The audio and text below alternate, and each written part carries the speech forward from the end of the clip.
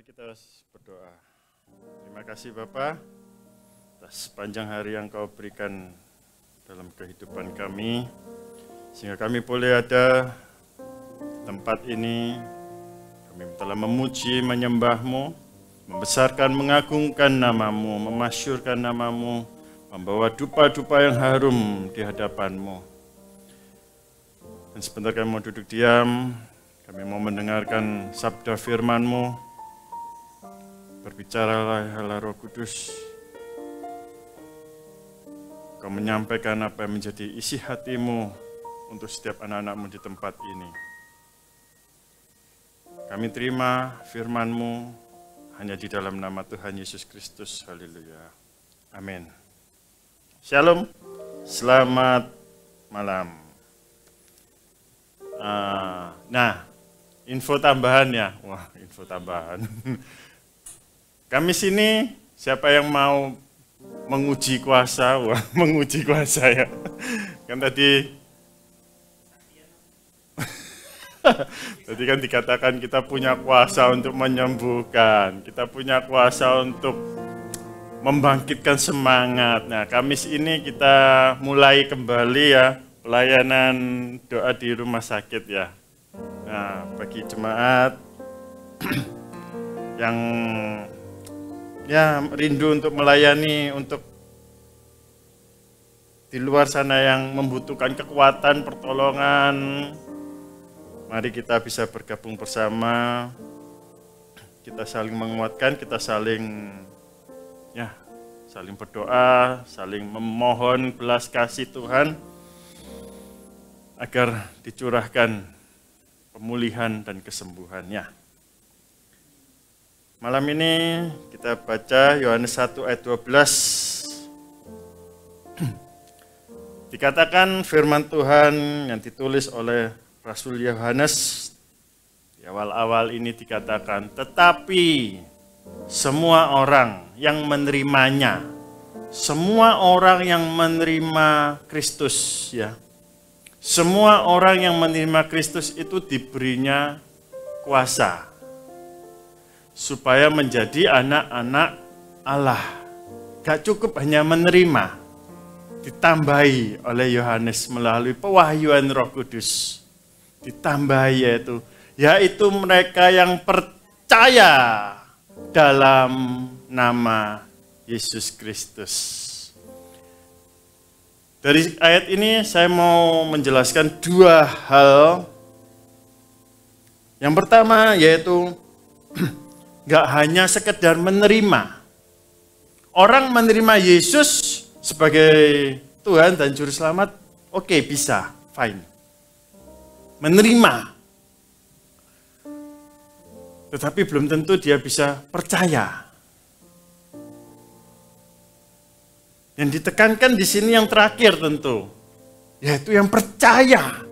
Kalau orang yang percaya, pasti menerima.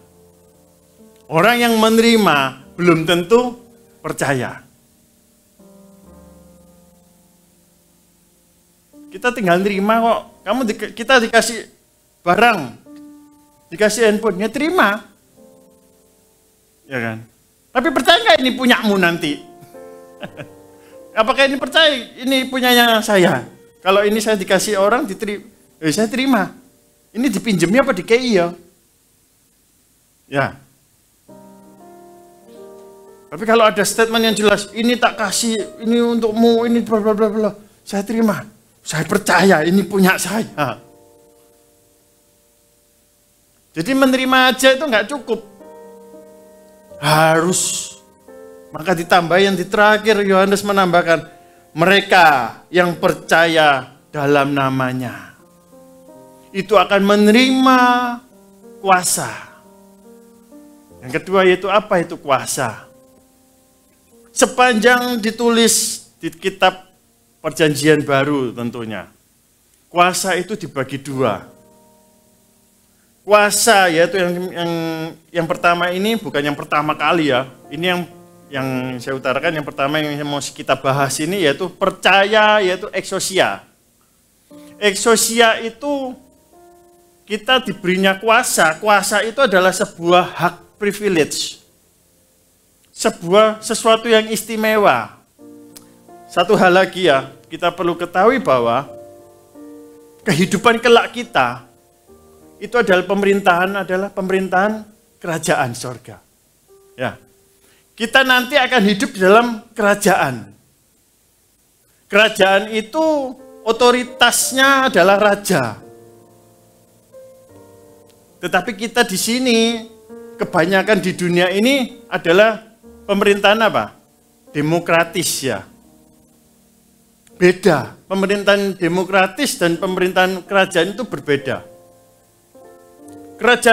Pemerintahan kerajaan, apa yang dikatakan raja, yaitu yang otoriternya itu seperti itu.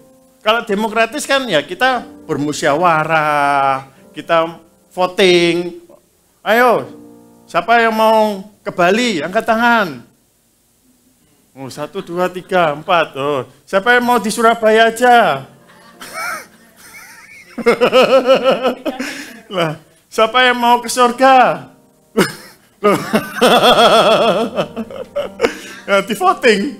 Nah, itu demokrasi. Banyak di dunia ini yang menganut sistem demokrasi banyak. Tapi kalau nanti kehidupan kita kelak itu sistemnya sistem kerajaan. Gak ono voting-voting lagi. Apa sih yang dikatakan sang raja? Ya itu yang menjadi putusannya. Nah, jadi kuasa itu kita diberinya kuasa untuk menjadi anak-anak di sini, yaitu kuasa untuk sebuah hak, sebuah sesuatu yang istimewa. Kita ini yang sebelumnya bukan siapa-siapa. Kita ini adalah seseorang yang dipungut Tuhan, ya. Kita yang diambil Tuhan dari lembah kekelaman, kita yang dipungut Tuhan dari tong sampah, ya, kita dipungut Tuhan dari selokan.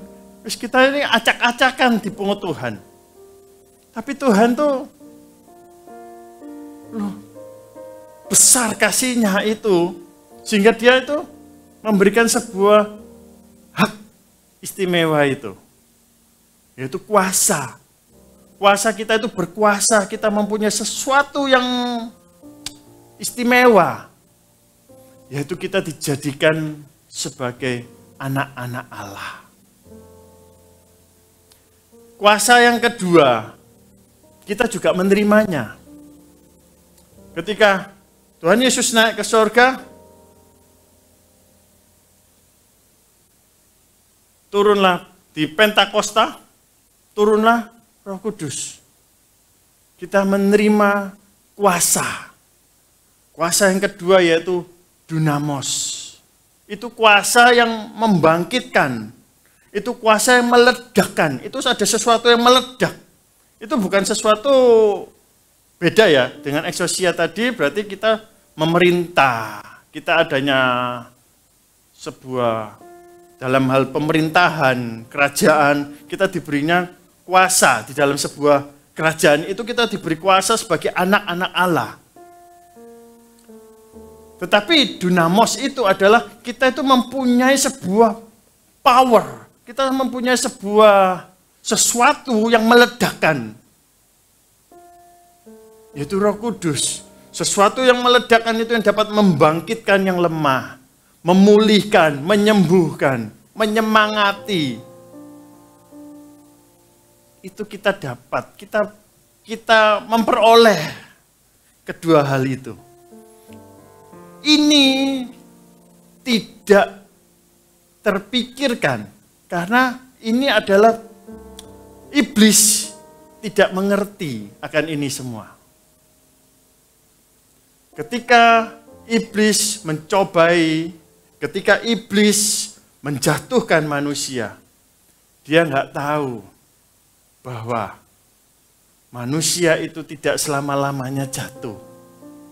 Akan datang, akan ada penolong. Dan lebih daripada itu, setiap yang percaya itu diberinya kuasa untuk menaklukkan iblis. Ya. Oleh sebab itu kita bersyukur betapa rancangan Tuhan itu memang penuh damai sejahtera. Rancangannya itu penuh dengan harapan. Tidak ada yang mengecewakan. Justru kitalah yang seringkali mengecewakan. Ketika Tuhan Yesus dicobai di padang gurun,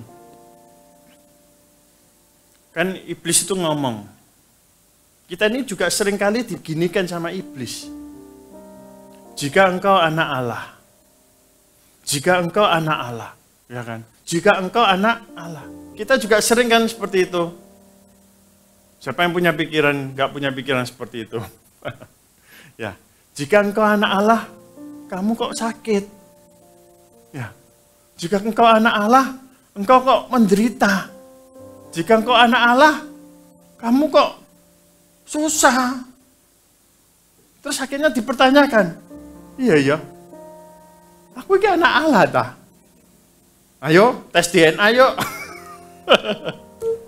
Ya, kita seringkali mempertanyakan lagi akhirnya, beneran tak aku ini anak Allah ya? Wah, cocok Yohanes 1:12 ini bujuk-bujuk ini, ngapusi. Itu tanda nggak percaya. Kalau sudah mulai nggak percaya, jelas kita dikatakan, kita bukan anak-anak Allah sudah pasti. Anak-anak Allah, kuasa menjadi anak-anak Allah, itu bagi setiap orang yang percaya. Percaya. Kita mempercayai.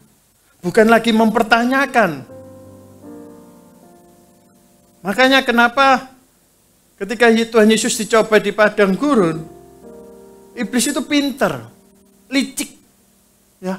Makanya Tuhan Yesus diomongin, jika engkau anak Allah, ubah batu ini menjadi roti.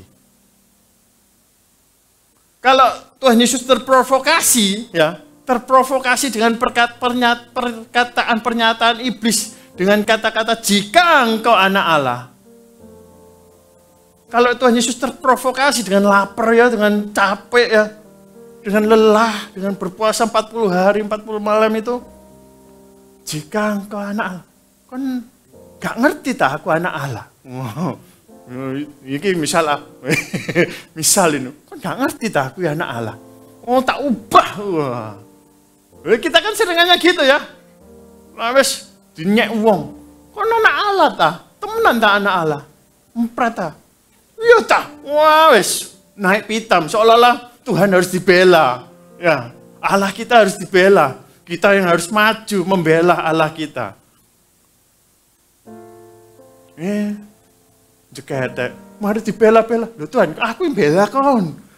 Kau enggak mau bela sisan aku ini. Ini mau membuktikan. Ya kan? Akhirnya eker-ekeran sama Tuhan nih. Seringkali kita terprovokasi. Ingin membuktikan jati diri kita sebagai anak-anak Allah. Dan itu bukan menjadi bagian kita untuk kita mempertontonkan diri kita anak-anak Allah. Kita ini seringnya terbawa emosi, terprovokasi.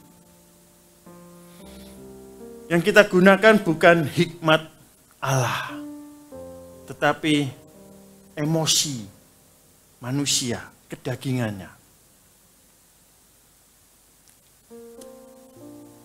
Itulah mengapa kita harus senantiasa belajar mengenai apa yang Tuhan mau. Tuhan itu memberikan kita kuasa untuk seperti apa. Kita baca di 1 Yohanes 3, ayat di Yohanes 1:12 itu berparalel dengan 1 Yohanes 3 ayat 1. Kita baca, nah, kita baca bersama-sama aja ya.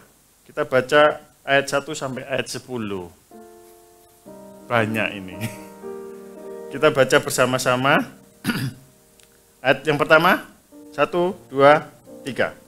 Lihatlah betapa besarnya kasih yang dikaruniakan Bapa kepada kita, sehingga kita disebut anak-anak Allah. Dan memang kita adalah anak-anak Allah, karena itu dunia tidak mengenal kita, sebab dunia tidak mengenal Dia. 2. Saudara-saudaraku yang kekasih, sekarang kita adalah anak-anak Allah, tetapi belum nyata apa keadaan kita kelak. Akan tetapi kita tahu bahwa apabila Kristus menyatakannya dirinya, kita akan menjadi sama seperti Dia. Sebab kita akan melihat Dia dalam keadaannya yang sebenarnya. Setiap orang yang menaruh pengharapan itu kepadanya, menyucikan diri sama seperti Dia yang adalah suci. Setiap orang yang berbuat dosa, melanggar juga hukum Allah. Sebab dosa ialah pelanggaran hukum Allah. Dan kamu tahu bahwa Ia telah menyatakan dirinya supaya Ia menghapus segala dosa. Dan di dalam Dia tidak ada dosa. 6. Karena itu setiap orang yang tetap berada di dalam Dia tidak berbuat dosa lagi. Setiap orang yang tetap berbuat dosa tidak melihat dan tidak mengenal Yesus Kristus. 7. Anak-anakku, janganlah membiarkan seorang pun menyesatkan kamu. Barang siapa yang berbuat kebenaran adalah benar, sama seperti Kristus adalah benar. Barang siapa yang tetap berbuat dosa berasal dari iblis. Sebab iblis berbuat dosa dari mulanya. Untuk inilah anak Allah menyatakan dirinya, yaitu supaya ia membinasakan perbuatan-perbuatan iblis itu. 9.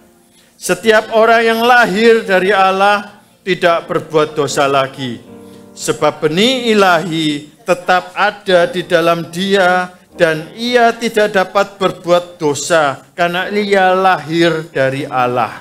Yang terakhir 10. Ini tandanya anak-anak Allah dan anak-anak iblis. Tidak berasal dari Allah. Demikian juga barang siapa yang tidak mengasihi saudaranya. Ayat yang pertama dikatakan, lihatlah betapa besarnya kasih yang dikaruniakan Bapa kepada kita. Kita disuruh melihat. Lihat. Tonton. Deloken. Nah, kita tuh disuruh melihat betapa besarnya kasih Allah itu. Seperti yang tadi kita nyanyikannya. Kok ya pas. Besar kasihnya. Ya. Nah. Allah pada kita itu disuruh melihat, gak disuruh menutup mata, meraba-raba kasih Allah itu enggak. Tapi kita disuruh melihat. Lihat entah, betapa besarnya kasih Allah itu. Dengan kita melihat kasih Allah itu seberapa besarnya, kita itu seolah-olah disuruh mengukur ya. Kita itu seolah-olah mengukur, menimbang. Seberapa berat kasih Allah itu. Kalau dalam hati, kalau dalam sebuah, kita memberikan sebuah jawaban, gak terbatas kasihmu. Gak terukur kasihmu. Itu menyatakan bahwa Tuhan, Engkau besar.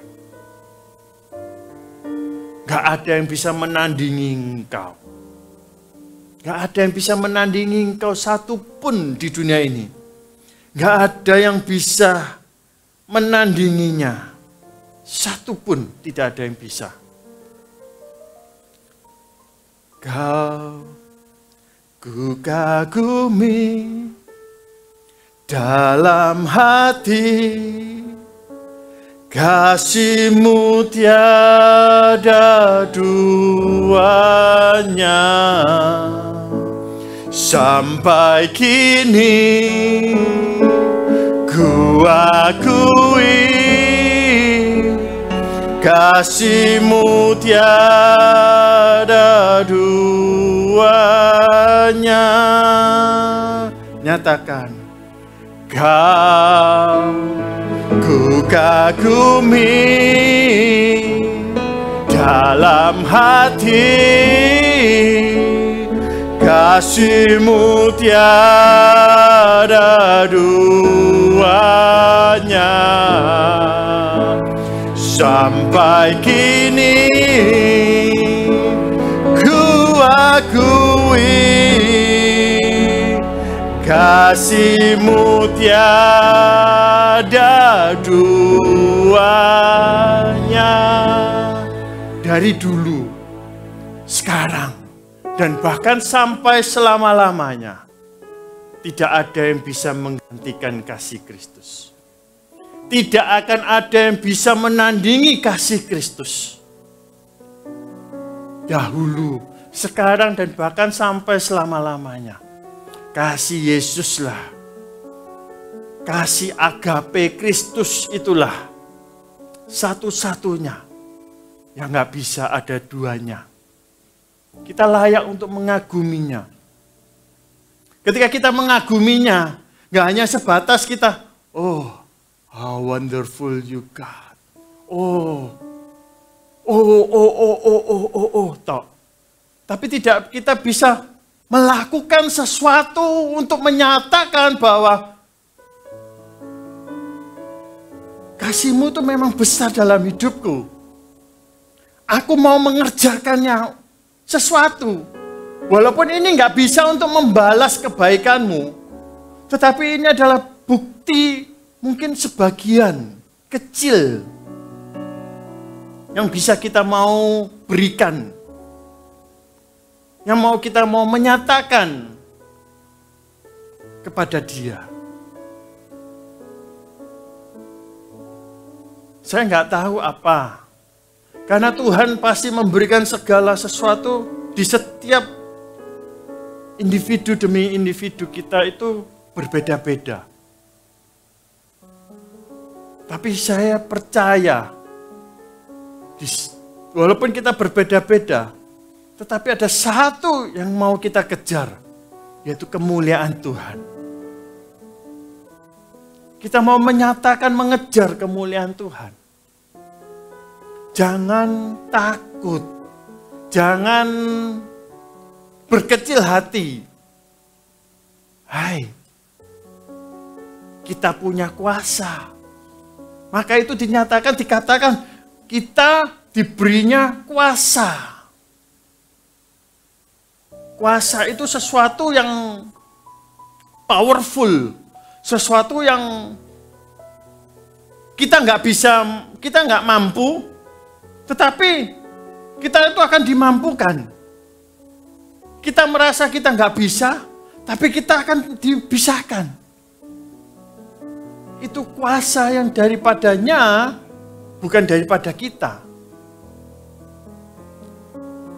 Jadi jangan berkecil hati, jangan minder, jangan tawar hati, jangan takut, jangan gentar. Bukan berarti ketika kita nggak takut, kita antem kiri, antem kanan, kita terobos kanan, terobos kiri. Tapi ketika kita nggak takut, kita lagi nggak akan bisa terintimidasi lagi dengan iblis. Kita seringkali terintimidasi. Karena juga nanti yang dikatakan di ayat 10 tadi, anak-anak iblis. Ada anak-anak iblis. Di situ bukan berbicara karena iblis itu lebih kuat daripada Tuhan kita. Kenapa ada terbagi menjadi anak-anak Allah dan anak-anak iblis? Ini bukan karena iblis itu lebih jago. Iblis ini lebih strong, lebih kuasanya lebih powerful. Enggak. Kalau saya menangkapnya bahwa itu adalah bagian daripada penggenapan Allah. Penggenapan firman Tuhan. Jadi jangan, wah Tuhan nggak berkuasa dong kalau sampai si A menjadi anak iblis, ya kan? Si B, si A, B, C, D ini anak iblis. Wah Tuhan nggak berkuasa dong. Iblisnya lebih jago. Enggak. Bukan karena iblis lebih jago, tapi Tuhanlah yang lebih memang jago. Karena itu semua untuk menggenapi firman-Nya. Oleh sebab itu janganlah sampai saya, Bapak Ibu Saudara, ada di golongan anak-anak iblis.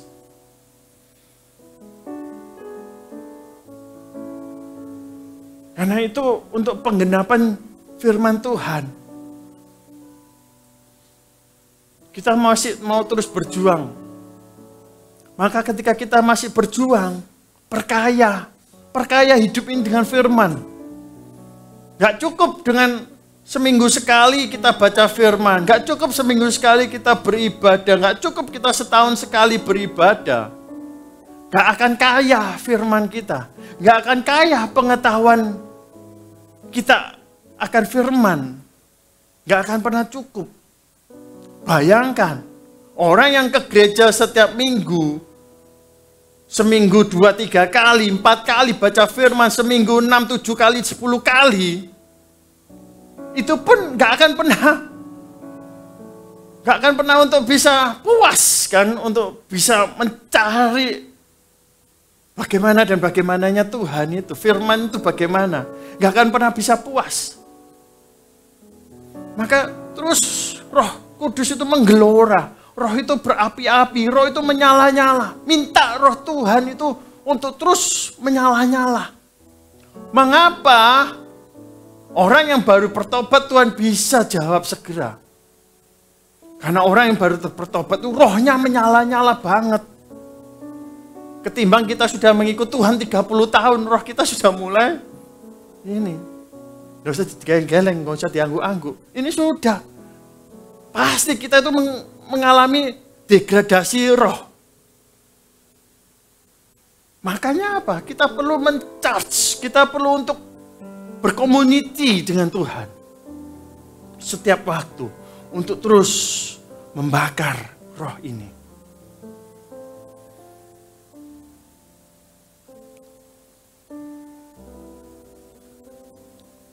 Betapa Tuhan itu mengasihi umatnya.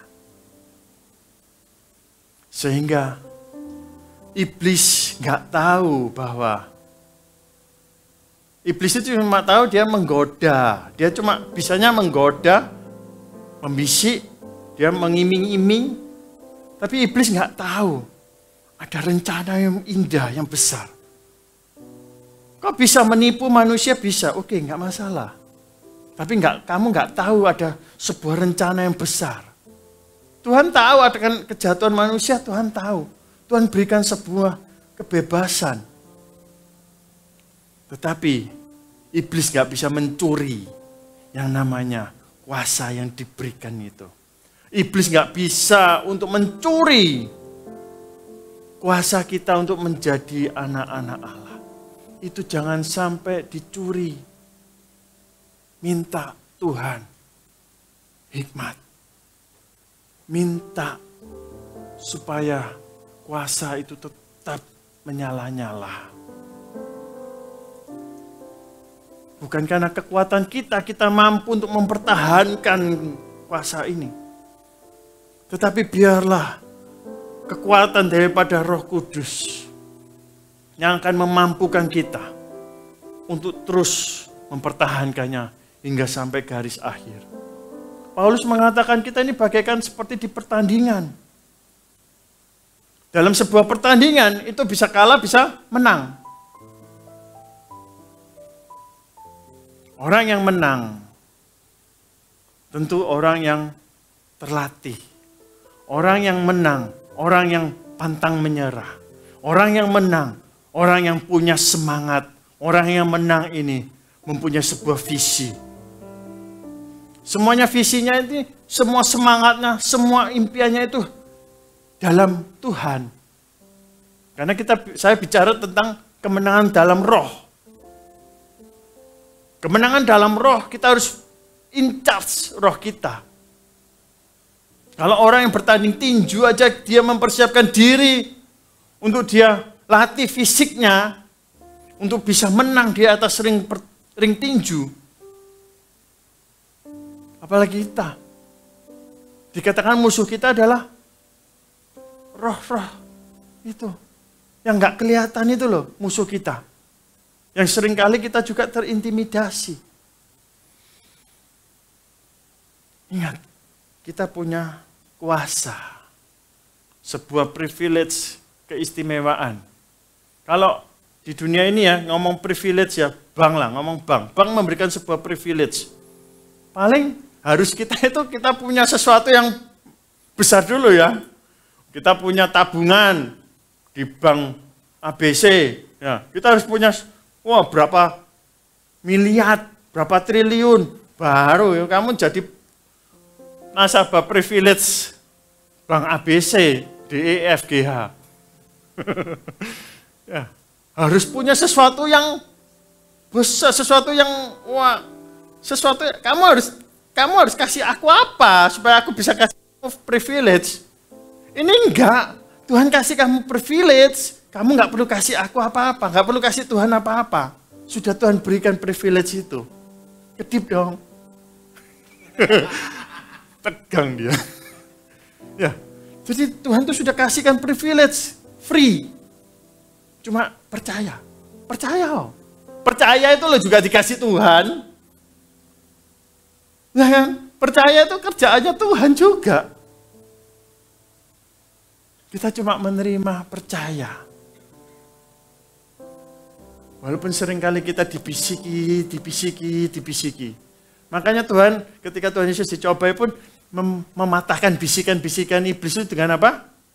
Firman. Ada tertulis. Tapi yang dikatakan Tuhan Yesus beda dengan kita. Yang Tuhan Yesus katakan adalah firman.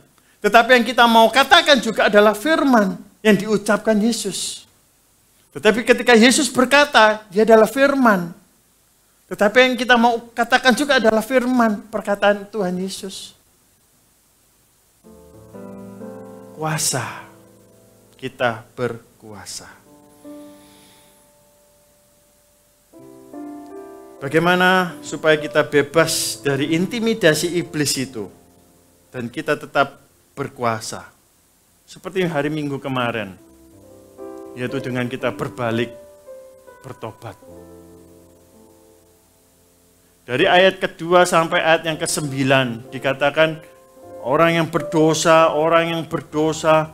kalau sudah dalam benih ilahi, benih Allah, engkau tidak akan melakukan perbuatan dosa lagi.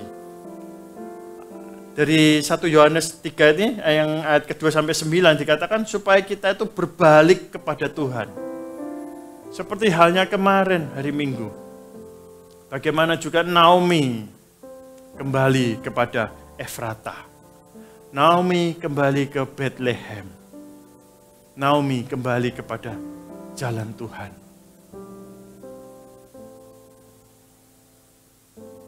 Karena dia tidak menemukan sesuatu hal di luar Tuhan. Tetapi hanya di dalam Tuhanlah dia dapat menemukan kasih yang sejati.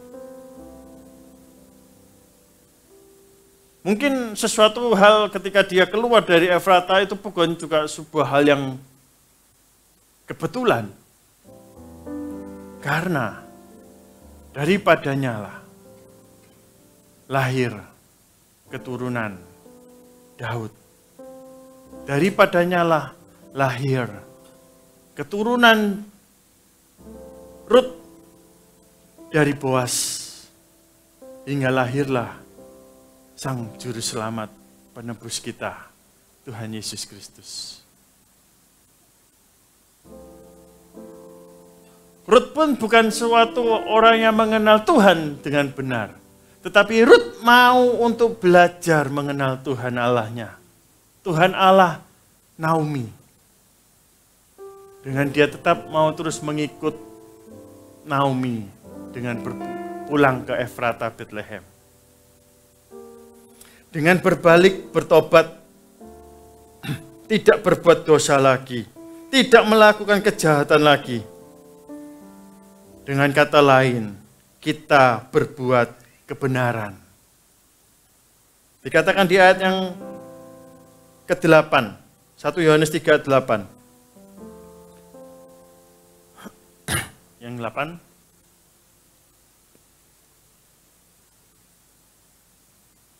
Barang siapa yang tetap berbuat dosa, berasal dari iblis. Sebab iblis berbuat dosa dari mulanya.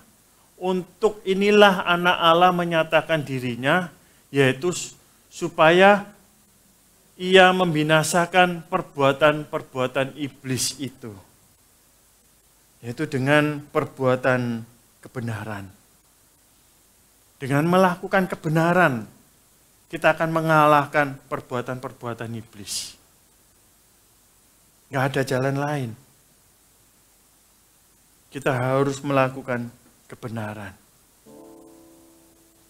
Perkaya diri kita dengan firman. Perkaya hidup kita dengan firman.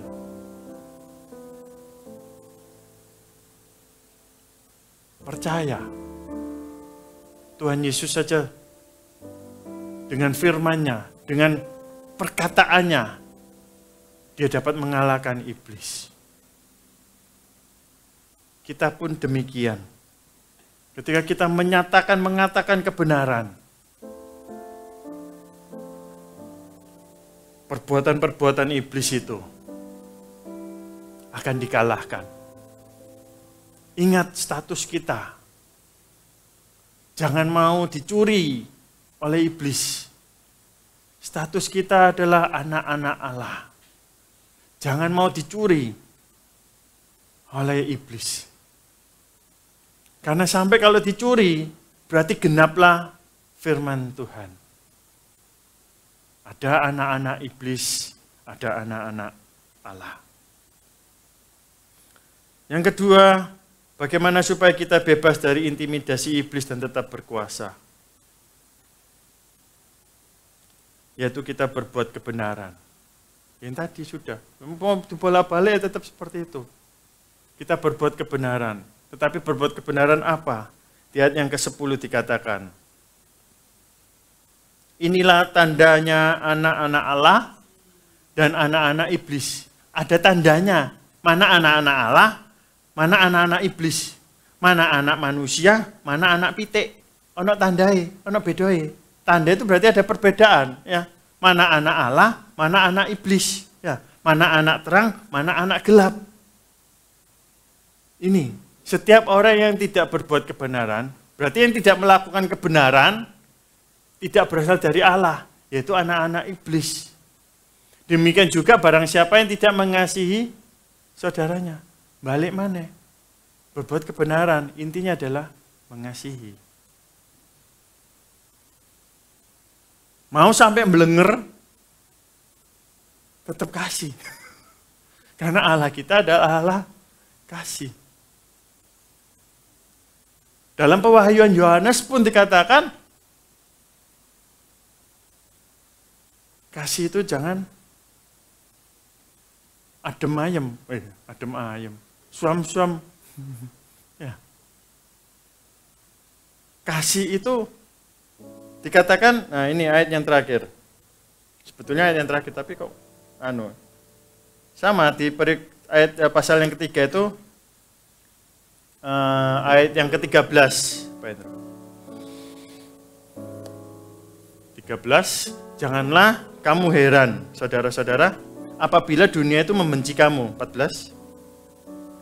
Kita tahu bahwa kita sudah berpindah dari dalam maut ke dalam hidup, yaitu karena kita mengasihi saudara kita. Barang siapa tidak mengasihi, ia tetap di dalam maut. 15. Setiap orang yang membenci saudaranya adalah seorang pembunuh manusia. Dan kamu tahu Bahwa tidak ada seorang pembunuh yang tetap memiliki hidup yang kekal di dalam dirinya. Yang terakhir 18, loncat 18. 18. Anak-anakku, marilah mengasihi bukan dengan perkataan atau dengan lidah, tetapi dengan perbuatan dan dalam kebenaran.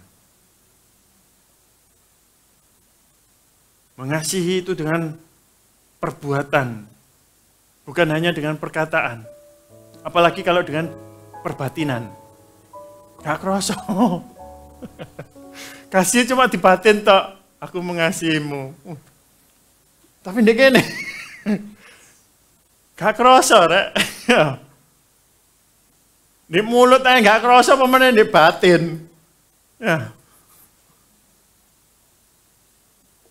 Mengasihi itu harus diungkapkan, harus dilakukan.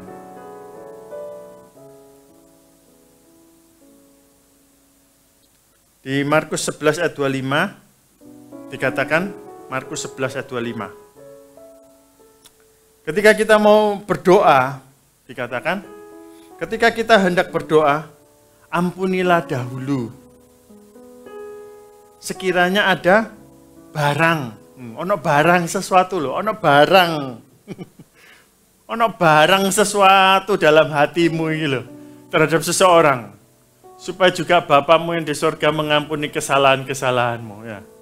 Kalau sekiranya ada barang sesuatu ini dalam hatimu. Berarti kalau ada barang, istilahnya, ono sing ganjel, ngerti toh. Wis pinter-pinter dari kene guys. Jadi barang kayak ganjelan gitu ya. Ganjelannya hati, nyonggone hati gitu ya. Ono barang. Wah. Nek disonggo, hatimu disonggo barang iki. Bereskan barang itu. Supaya juga Bapamu yang di surga mengampuni kesalahan-kesalahanmu. Mari kita semakin, saya nggak punya apa-apa untuk mengasihi. Mengasihi itu bukan hanya dengan sebuah hal yang mewah, sebuah hal yang besar. Lakukan hal yang kecil-kecil. Apapun yang kita bisa. Tuhan pasti sudah taruhlah sesuatu itu yang Tuhan taruh itu pasti ada. 1-2 hal pasti ada. Tapi biarlah kita tetap mau terus berlomba-lomba. Mengerjakan kasih itu, mengerjakan kebenaran. Kebenaran itu adalah kasih, kasih dalam kebenaran.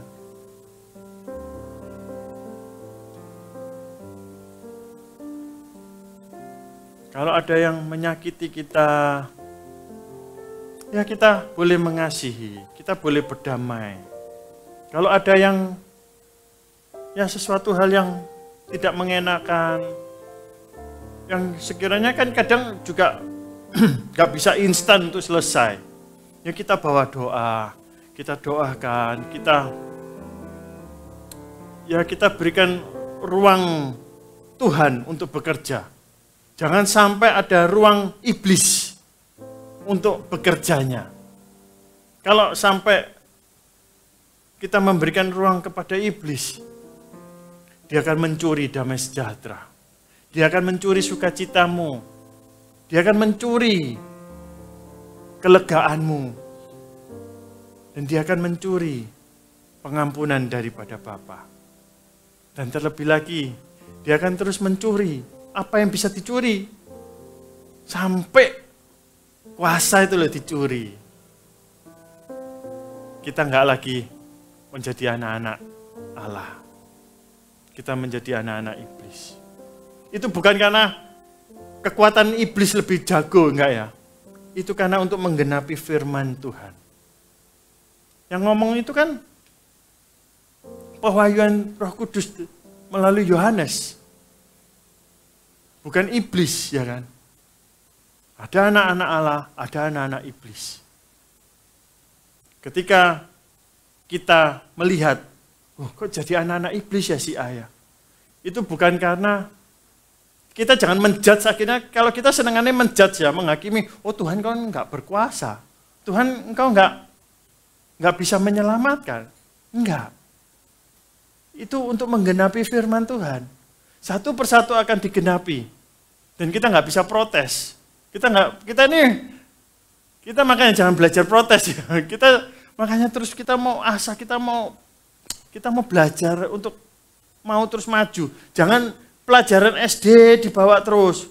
Padahal kita sudah SMP saat ini, kita sudah yang SMA, ada yang universitas ya. Jangan yang SD aja yang digacoli terus. Apa gacoli? Digendoli ya. Belajar tuh maju, jangan stagnan. Ya. Kita nggak bisa untuk menjudge Tuhan, engkau kok nggak gini. Itu kan pemikiran kita, bukan pemikiran Tuhan. Semuanya satu persatu akan tergenapi.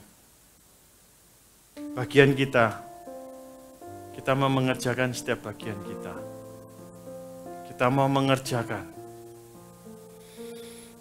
Kita mau berbalik. Kita mau bertobat. Gak melakukan apa yang jahat lagi. Kita gak mau melakukan lagi apa yang tidak dalam koridor kebenaran. Tetapi kita mau kembali kepada kebenaran. Seperti Naomi kembali ke Efrata, Bethlehem. Sehingga tergenapi janji Tuhan. Tergenapi garis keturunan Yesus Kristus melalui dirinya. Dan kita mau untuk mengasihi sesama. Seperti kita mengasihi diri kita sendiri. Kita kan nggak mungkin mau menyayat-nyayat diri kita toh.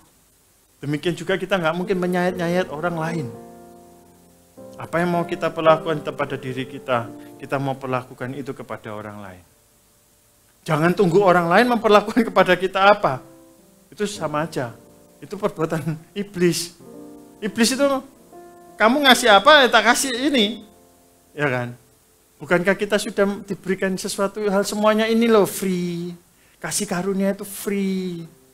Pengampunan itu free. Berikan itu semuanya juga free. Tuhan Yesus memberkati.